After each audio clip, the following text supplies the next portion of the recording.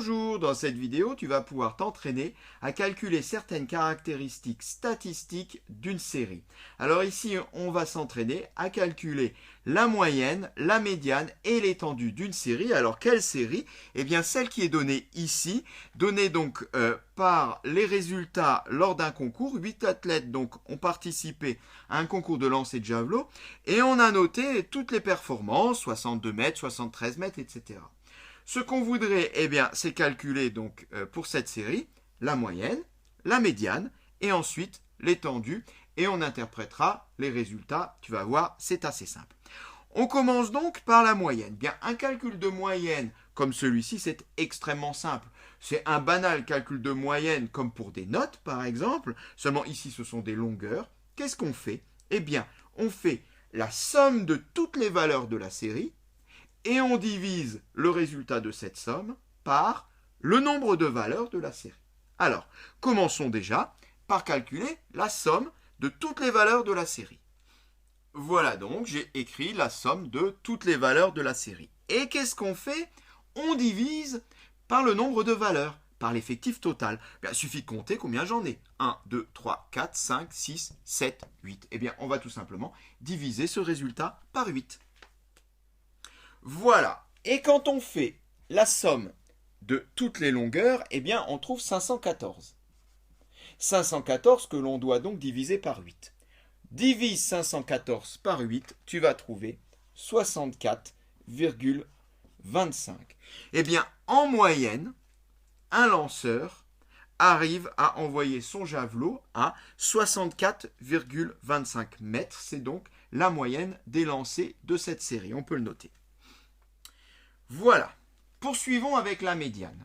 Alors, comment obtient-on la médiane? La médiane, c'est en gros, eh bien, la valeur qui partage la série en deux, de façon que j'en ai autant en dessous que au-dessus.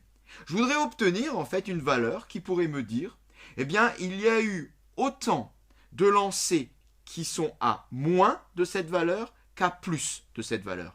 Je ne sais pas. Admettons que la médiane, ça soit 60 mètres. C'est pas ça, hein, mais c'est juste pour comprendre. Eh bien, si la médiane est de 60 mètres, on pourra dire qu'il y a eu autant de lancers qui ont fait moins de 60 mètres que de lancers qui ont fait plus de 60 mètres. Comment faire pour la trouver? Bien, déjà, ce qu'il faudrait, c'est écrire tous les résultats dans un ordre, par exemple l'ordre croissant. De cette façon-là, on pourra savoir à quel niveau on coupe en deux. Bien, commençons par ordonner toute la série dans l'ordre croissant. Ça donne quoi? Bien, je commence par repérer les plus petites. Donc, les plus petites sont 58 et 59. Je les écris sans unité. Ensuite, on a 2 qui sont égales donc à 62. Puis, on a une à 64, suivie de 65. Et on finit par 71 et 73.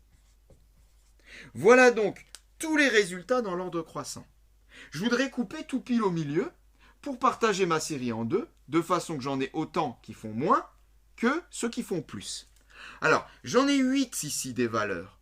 Si je coupe en deux, je coupe à, ici, entre 4 et 4. Eh bien, la médiane va se situer là, tout pile au milieu.